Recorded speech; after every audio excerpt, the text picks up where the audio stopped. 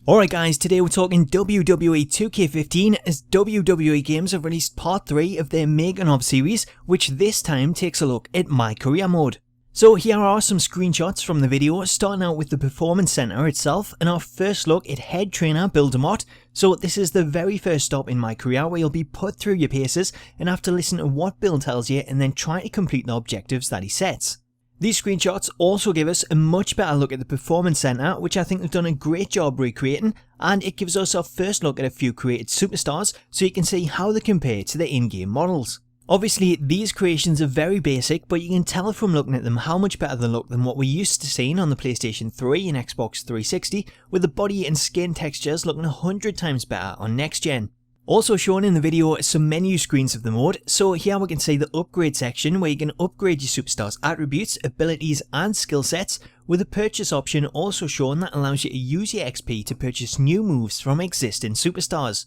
In the top left hand corner the screen also shows this superstar's overall rating, which is set to 60, and this appears to be the overall that everyone starts with, but you can increase this using the attribute option where you can spend the points that you get from winning matches on boosting your stats.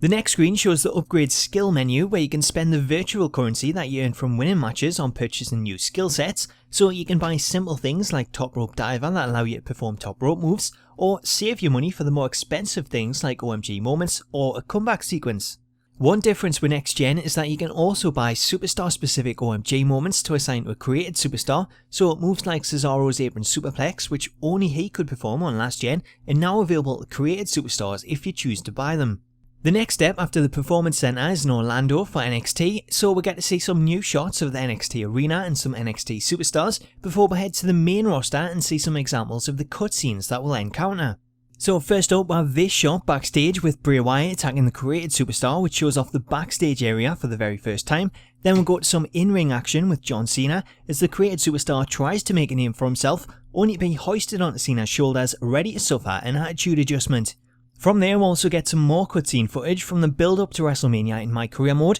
in a storyline that sees you go one-on-one with the dead man at Mania, only to suffer a tombstone piledriver in the middle of the ring. Also shown is a cutscene that I experienced firsthand as you come up against Daniel Bryan, who comes down to ringside after your match, and you're given the option to show respect and shake his hand, or deliver a crushing low blow, which was the option that I chose and the one shown in the video. From there you see yourself in various cutscenes week after week, including this one with security trying to break things up on the ramp, all leading up to Vickie Guerrero setting up a pay-per-view match where you have to try and become the first person to defeat Bryan after he's been undefeated for 6 months. Speaking of Vickie, we'll also see her for the very first time both backstage and at ringside for a contract signing with Paul Heyman on behalf of his client Brock Lesnar, who then appears and puts you straight through the table. Finally, we'll also get a few more shots of other superstars, including another contract signing gone wrong with John Cena, Roman Reigns taking out the created superstar with a spear at ringside, and Bray Wyatt getting ready to deliver Sister Abigail as he picks us up off the mat.